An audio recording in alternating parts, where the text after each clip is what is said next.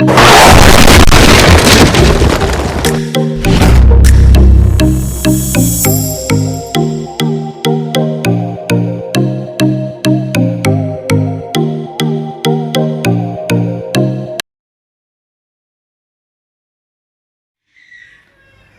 my dear friends, once again myself Alimuddin Sheikh Qadri and my YouTube channel is Alimuddin Sheikh Qadri. My loving students and my loving friends, today we have discussed a new guideline of CBSE boards. CBSE board ने जो new guideline दिया है, आप देख सकते हैं कि यहाँ पर central board of secondary education कि जो न्यू गाइडलाइंस है इसके अकॉर्डिंग हम आपको बताएंगे और इसमें जो क्वेश्चंस हैं किस बेस पर क्वेश्चन आएंगे उनके मॉडल हम आपको बताएंगे. My loving friends, my loving students, आप लोगों को आइए फटाफट देखा जाए और किस तरह के क्वेश्चन आएंगे. मैं आप लोगों से पहले ही बताना चाहूंगा कि जिन लोगों ने मेरे चैनल को अभी तक सब्सक्राइब ना किया हो सब्सक्राइब कर लें और बेल आइकन को जो है प्रेस करें. और आइए देखते हैं हम अपना टॉपिक आगे लेके चलते हैं. यहाँ पर देखते हैं कि हम क्लास 9th के विषय में सबसे पहले आपको बताएंगे, फिर 10th के विषय में बताएंगे, फिर 11th के विषय में बताएंगे और फिर लास्ट में 12th के विषय में बताएंगे. आइए क्लास 9th के विषय में देखा जाए तो according by CBSE board class 9th ने दिया new syllabus of class 9, 10th, 11th and 12th. Science 9th and 10th, 12th bio means biology. Class 9th biology lesson 1 the fundamental unit of life. The fundamental unit of life, this is simply we call to the cell. इसी को क्या बोलते हैं? Cell बोलते हैं, कोशिका बोलते हैं इसको. Second lesson tissue. ये दो लेसन बोर्ड के द्वारा दिए गए हैं. क्योंकि आप लोगों ने कई बार इसके एग्जाम दे चुके हैं इसलिए हम थोड़ा सा एक लेसन बढ़ा रहे हैं. Why do we fall ill? तो इनसे मिलाकर के आपको क्वेश्चन दिए जा रहे हैं. अब हम आपको मॉडल बताएंगे कि मॉडल क्वेश्चन पेपर कैसे है, किस तरह question. My loving friends and my loving students, all questions are MCQ. जितने क्वेश्चंस हैं सभी के सभी एमसीक्यू हैं, multiple choice questions. Multiple choice questions हैं. अगर ये मल्टीपल चॉइस क्वेश्चन है तो किस तरह के क्वेश्चन होंगे? लेसन तो ऑलरेडी मैंने आपको बता दिया. लेसन है the fundamental unit of life is called cell. And lesson 2 tissue, plant tissue and animal tissue, both tissue. And lesson 3 why do we fall ill? And in the class 10th students, this video is very important for you. My loving students of class 10th, this YouTube video is very important for you because of it completely be depending upon your half yearly exam. यह पूरी तरह से आपके half yearly exam पर निर्भर है. और already मैंने आपको बताया कि अगर इस तरह के क्वेश्चन को आप डील कर ले जाएंगे तो हाफ ईयरली एग्जाम करना आपके लिए आसान हो जाएगा. आइए फटाफट देखा जाए कि कैसे हम लोग क्वेश्चन को सॉल्व करते हैं, किस तरह से क्वेश्चन को देखते हैं. ये देखते हैं तो यहाँ पर हमने आपको बताया क्लास 9 के 3 लेसन्स, क्लास 10 लाइफ प्रोसेस हमने दिया है और क्लास 11th एंड 12th का थोड़ा सा इसके बाद हम डिस्कस कर रहे हैं. पहले हम क्लास 9th के विषय में डिस्कस करेंगे. क्लास 9 के सिलेबस में जैसा कि मैंने आपको बताया कि ये जो नई गाइडलाइन आई है इस गाइडलाइन को हम अपनी पीडीएफ फाइल पर अपलोड कर दे रहे हैं और आप लोगों को सेंड कर दे रहे हैं. सभी लोग इसको पूरी तरह से देखेंगे, पढ़ेंगे, समझेंगे, जानेंगे. जो क्वेश्चन आपको लग रहा हो कि ये टफ है आप उस क्वेश्चन को हमारे पर्सनल व्हाट्सएप नंबर पर जो है भेजेंगे, हम उसका आंसर आपको देंगे. आइए देखते हैं एक एक करके. जैसे हमने कहा कि एमसीक्यू है, एमसीक्यू का first lesson class 9 the fundamental unit of life. तो इस तरह के जो क्वेश्चंस आते हैं the fundamental unit of life, जैसे मैंने कहा कि इसमें एमसीक्यू क्वेश्चन राइज करेगा. अगर एमसीक्यू क्वेश्चन राइज कर रहा है तो सिंपल पॉइंट्स है कि which of the following are covered by a single membrane. Single membrane से कवर्डेड कौन सा है? तो कुछ बच्चों ने वैक्यूल लगाया, कुछ बच्चों ने लाइसोसोम को अप्लाई किया. तो my loving friends, both questions, both answers are right because of vacuoles is also be single layer and lysosome is also be single layer. तो लाइसोसोम भी सिंगल लेयर कवर्डेड है और वैक्यूल भी सिंगल लेयर कवर्डेड है. अगर दिया है लाइसोसोम एंड जो है वैक्यूल्स बोथ, तो आप लाइसोसोम एंड वैक्यूल्स बोथ लगाएंगे। लाइसोसोम दिया है तो आप लाइसोसोम पर टिक करेंगे, वैक्यूल दिया है तो वैक्यूल पर टिक करेंगे। इस तरह से आप जो है टिक करते हैं। आपने देखा chromosomes are made up of, chromosome is made up, chromosome is made of किसका बना होता है? ओनली डीएनए एंड प्रोटीन का। किसका? ओनली डीएनए एंड प्रोटीन का। Option DNA protein, DNA and protein, RNA, तो डीएनए और प्रोटीन का बना होता है। नेक्स्ट क्वेश्चन आइए देखते हैं। हमने कहा कि फटाफट हम क्वेश्चन को देखते जाएंगे और उसके आंसर्स को करते जाएंगे, तो इस तरह से आप देख सकते हैं कि फटाफट क्वेश्चन को देखते जाएंगे और करते जाएंगे। Which cell organelles plays crucial role in the detoxifying many poisonous and drugs in a cell। तो माय लविंग फ्रेंड्स, इसका ऑप्शन दिया है Golgi apparatus, lysosome, smooth endoplasmic reticulum and vacuole, since the smooth endoplasmic reticulum is the right answer। Correct? Smooth endoplasmic reticulum is the right answer। Which out of the following is not a function of the vacuoles? कौन सा vacuole का function नहीं है my loving friends? Storage, providing turgidity and rigidity of the cell, waste excretion and locomotion। Which out of following is not, ध्यान देना, is not बोल रहा है, इस मीन्स हो गया कि the locomotion have not been occurred, means correct answer is the locomotion। So as like cell wall of which one of the these is not made up of the cellulose? किसकी cell wall जो है cellulose की नहीं बनी होती है? Bacteria, hydrilla, mango tree and cactus. My loving friends, bacteria, because it belong to the phylum monera. Silver nitrate solution is used to study of the endoplasmic reticulum, Golgi apparatus, nucleus and cactus. Loving friends, this one is the answer, correct answer is the Golgi apparatus। So as like many questions are put out to you. So next one, cell theory was given by, cell theory was Sladen and Swan, Virchow, Hooke and Haeckel। My loving friends, the cell theory is given by Sladen and Swan, Sladen and Swan। Sladen और Swan ने cell theory 1938 and 39 year है इनका, ध्यान रहे। Organelle without a cell membrane is called, organelle without a cell membrane, organelle without a cell membrane is ribosome, Golgi apparatus, chloroplast, nucleus। My little friend, ribosome is the without cell membrane। So as like living cells were discovered by, living cell, ध्यान देना, Robert Hooke ने जो है वो, Robert Hooke ने जो है सबसे पहले, मैंने कहा कि रॉबर्ट हुक ने जो है वो डेड सेल को सबसे पहले डिस्कवर किया था, एक कार्क सेल को डिस्कवर किया था। यहां पर आपसे क्वेश्चन राइज कर रहा है, living cells were discovered by Robert Hooke, Purkinje, sir Antony van Leeuwenhoek and Robert Brown. My loving friend, this correct answer is the sir Antony van Leeuwenhoek. So Leeuwenhoek is the correct answer। So as like many questions are put out to you, then we have moving to the next lesson। आइए देखते हैं second पर, tissue पर चलते हैं। Tissue पर question आपसे simple question, nerve cell does not contain axon, nerve ending, tendon and dendrites. Nerve cell does not contain tendon, nerve cell does not contain tendon. So as like so many questions, I have simply told to you next question, the flexibility in the plant is due to, plant की flexibility किस पर आती है? तो कोलेनकाइना, स्क्लेनकाइना, पैरेनकाइना and कोलेनकाइना। ध्यान रहे कि एक कोलेनकाइना है, सेकंड क्लोरेनकाइना है। तो कोलेनकाइना एक करेक्ट आंसर है इसका, क्लोरेनकाइना नहीं, COLLEN, कोलन काइना, CHYM है collenchyma, and chlorenchyma CHLOREN।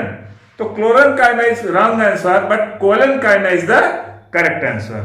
So as like so many questions, the water conducting tissue generally present in gymnosperm is, the water conducting tissue generally present in the gymnosperm is vessel, sieve tube, tracheids, and xylem fiber, my loving friends. Also, we have no tracheids is the right answer.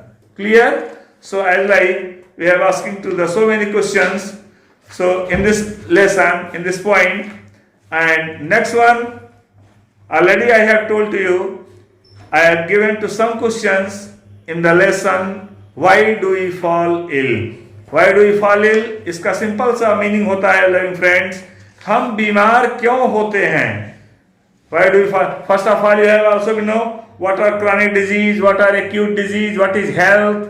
Health के विषय मैंने आपसे already बोला है. Those persons are fully befitted from socially, mentally and physically well-beings is called fully healthy persons. उनको हम fully healthy persons के नाम से जानते हैं. तो which disease is not transmitted by the mosquito? कौन सी डिजीज है जो मॉस्किटो के द्वारा ट्रांसमिट नहीं होती है? Which disease does not transmitted mosquito के द्वारा ट्रांसमिट नहीं होती है? Dengue, malaria, brain fever and pneumonia. My loving friends, pneumonia is not be transmitted by the mosquito. Clear? Pneumonia is not be transmitted by the mosquito. Next one, which of the disease are caused by protozoans? कौन सी disease है जो protozoans के द्वारा होती है? तो malaria, influenza, AIDS and cholera. तो malaria parasite ये प्रोटोजोन डिजीज है. Next one, which one of the following is not a viral disease? Viral disease कौन सी नहीं है? Dengue, AIDS, typhoid and influenza.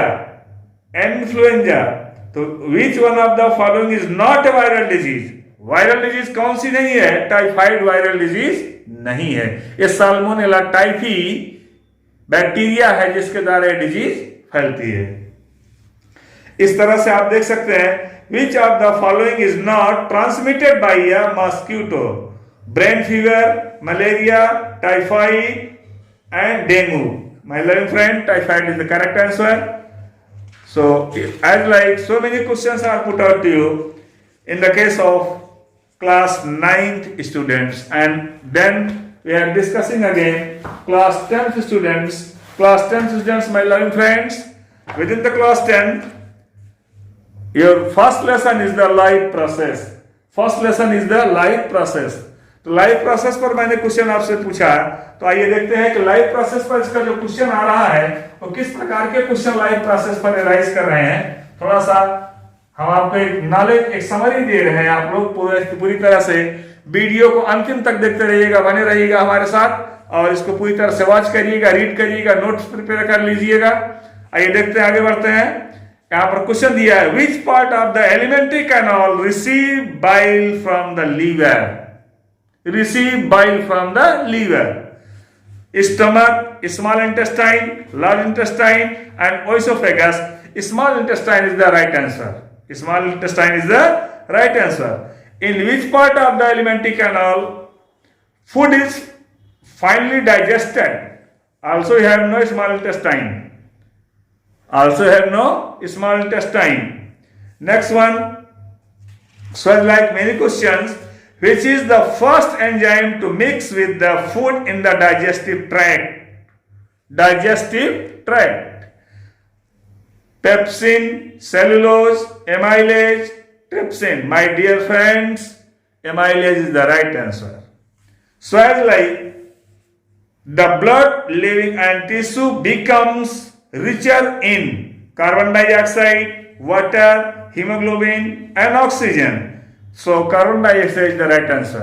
Carbon dioxide is the right answer. The filtration unit of the kidney are called. The filtration unit of the kidney. Filtration unit of the kidney are called ureter, chlorophyll, neurons and nephrons. My loving friends, nephron is the right answer. Nephron is the right answer. So as like so many questions are put out to you, I have simply be told to you.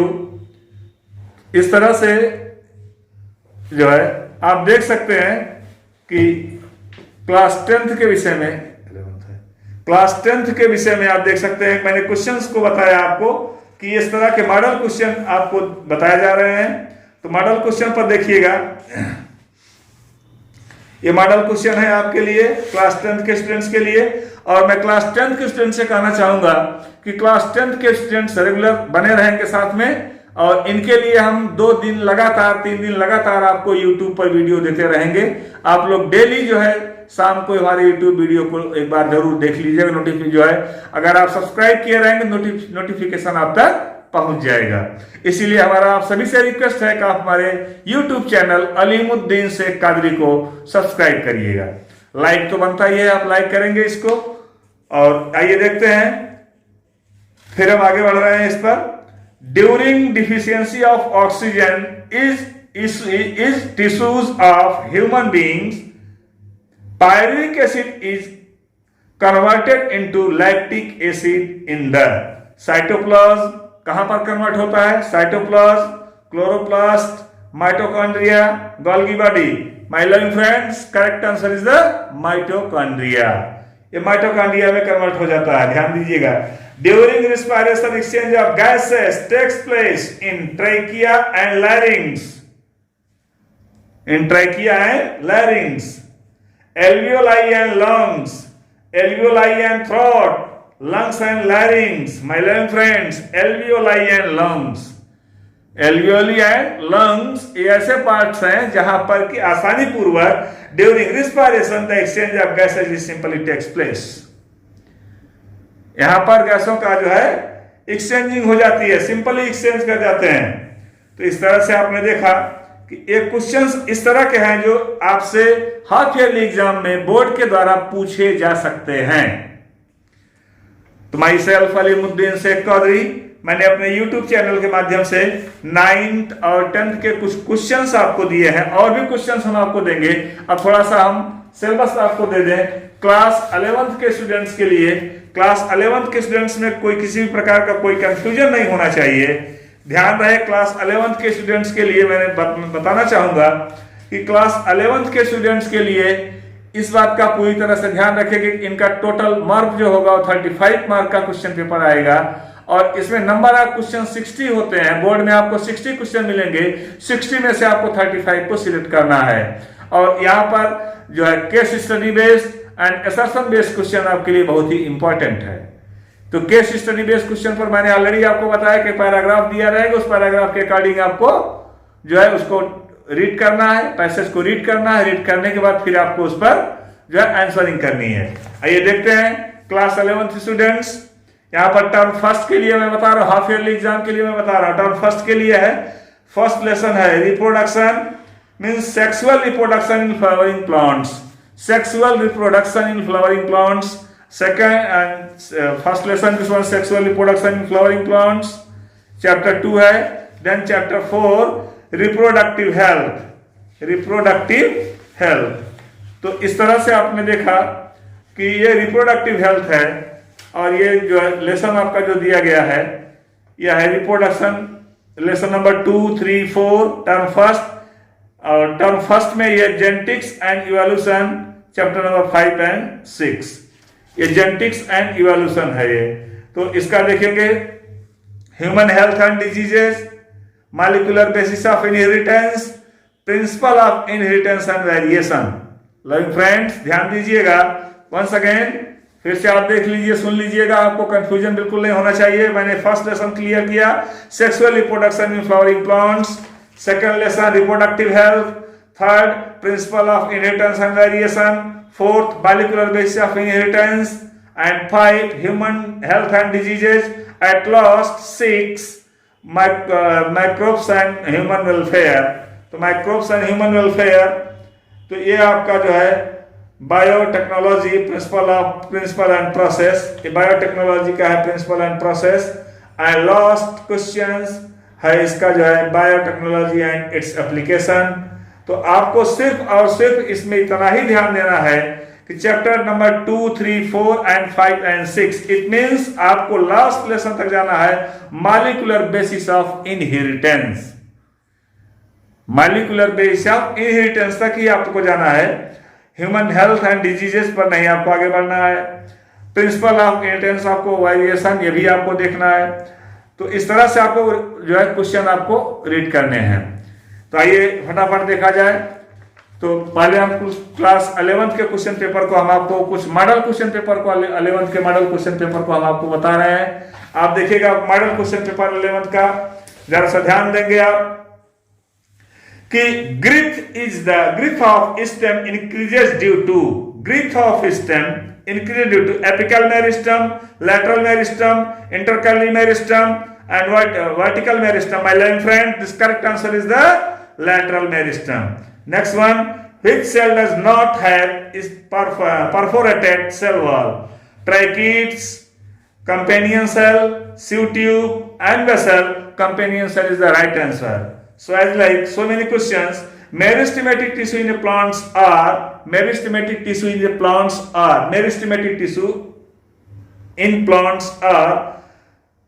localized and permanent, not limited to certain regions. Localized and dividing cells. On last option, growing in volume. My loving friends, localized and dividing cells is the right answer. Which is not function of the epidermis? Which is not function of the epidermis? Epidermis का function क्या नहीं है? तो protection and adverse condition, gaseous exchange, conduction of water and transpiration. Which is not function of epidermis? Conduction of water. This one is not belong to the epidermis. Completely belong to the ground tissue. Xylem, not B. So conduction of water is the right answer. So I like so many questions. Nerve cell does not contain axon, nerve ending, tendon, dendrites. Tendon is the right answer. So as like the dead element present in the phloem is phloem fiber is the right answer. Companion cell, sieve tube, phloem parenchyma. This one is not the correct answer. So as like flexibility is in plants is due to collenchyma, sclerenchyma, parenchyma and कोलेनकाइना. ध्यान देना, कोलेनकाइना है, क्लोरेनकाइना है. मैंने बार बार आपसे कहा है कि कोलेनकाइना और क्लोरेनकाइना में आप डिफरेंस समझ लीजिएगा. ये कोलेनकाइना है तो कोलेनकाइना में हम आपको बताना चाहेंगे कि इसका जो है ये कोलेनकाइना ही करेक्ट आंसर है, ना कि क्लोरेनकाइना है. कोलेनकाइना ही इसका करेक्ट आंसर है. So I like many questions are put out to you. So next lesson we have discussed the next lesson. So as like human health and diseases and other questions. So in this case we have simply be so to the other questions for model question paper. All eukaryotic unicellular organisms belong to Monera, Protista, fungi and bacteria. Next question. Mycobiont and phycobiont are found in root, lichen, BGA and mycorrhiza. So I like many questions. And Hawkinson system of classification was received in 1954, 1995, 1999 and 1946. 1994 is the right answer. And next one, the term new systematics was introduced by Linnaeus, Julian Huxley, John Ray and Cuvier. So like many questions. Sequence of which of the following is used to determine of the phylogeny? Determine of the phylogeny, DRNA, RRNA, tRNA and mRNA. तो आपको इसके सारे answer आपको बताए गए हैं. आप लोगों को इसके सारे आंसर बताए गए हैं. इस शॉर्ट वीडियो के थ्रू मैं आप लोगों को अपने YouTube चैनल अलीमुद्दीन शेख कादरी के माध्यम से मैंने फटाफट इस क्वेश्चन को बताया.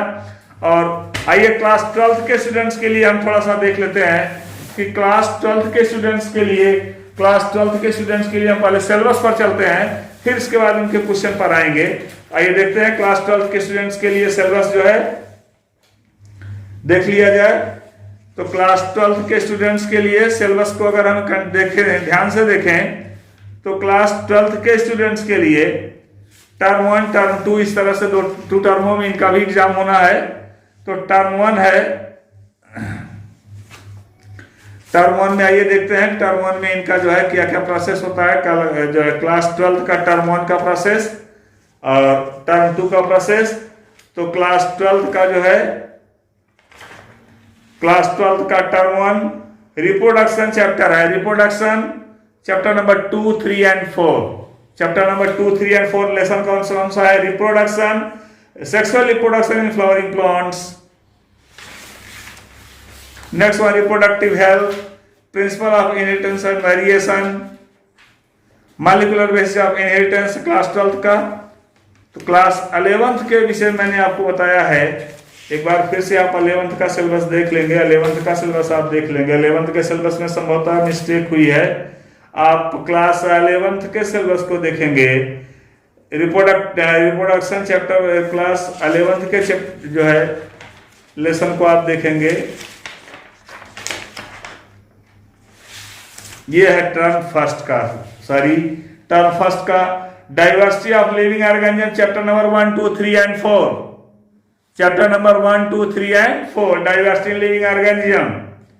Structural organisation in plants and animals chapter number 5 and 6। Class 11th students ध्यान दें कि diversity of living organism chapter number 1, 2, 3 and 4, structural organisation in plants and animals chapter number 5 and 7, and last the cell structure function chapter number 8 and 9। Cell structure and function, ध्यान देना आपको cell division अभी नहीं clear करना है, cell structure and function आपको cell organelles, उसके structure, उसके फंक्शन पर डिस्कस करना है। ये आपका लास्ट का पॉइंट है। तो आइए एक एक करके इस पर देखा जाए। तो यहां पर मैंने कहा कि टर्म फर्स्ट के लिए थोड़ा सा ध्यान देंगे। Living world, biological class 11th student ध्यान दें, living world, biological classification, plant kingdom, animal kingdom and morphology of flowering plant, structural organisation in animals, जिसमें आपको टिश्यू पढ़ना है, ध्यान देना, और सेल और यूनिट ऑफ लाइफ, ये लास्ट का लेसन। इसके बाद आपका आ जाएगा टर्म सेकेंड। तो टर्म फर्स्ट में फिर से देख लीजिएगा class 11th students, the living world, biological classification, plant kingdom, animal kingdom, morphology of flowering plants, structural organisation in animals, एक क्लास 11th के स्टूडेंट्स के लिए है। इस पर भी हम क्वेश्चन प्रिपेयर करेंगे। तो आज थोड़ा सा इसी से के साथ हम जो है आपसे जो है बताना चाहेंगे कि हम अपने टॉपिक को आज यहीं पर समाप्त करें छोटे से यूट्यूब वीडियो के साथ, और हमारा नेक्स्ट वीडियो जो है नेक्स्ट डे और फुल क्वेश्चन के साथ आएगा। आप लोग पूरी तरह से उसको देखते रहिए, समझते रहिएगा। और मैं एक बार फिर कहना चाहूंगा कि जिन लोगों ने मेरे चैनल को अभी अब तक सब्सक्राइब ना किया हो, मेरा चैनल है अलीमुद्दीन शेख कादरी। आप लोग मेरे चैनल को सब्सक्राइब कर लेंगे, लाइक करेंगे, शेयर करेंगे और ज्यादा से ज्यादा उसको जो है सब्सक्राइब करने की कोशिश करिए। और हम पर डे आपको कुछ न कुछ वीडियो आपको जो है देते रहेंगे। इसी के साथ मैं अलीमुद्दीन शेख कादरी आपसे विदा लेता हूं। Thank you.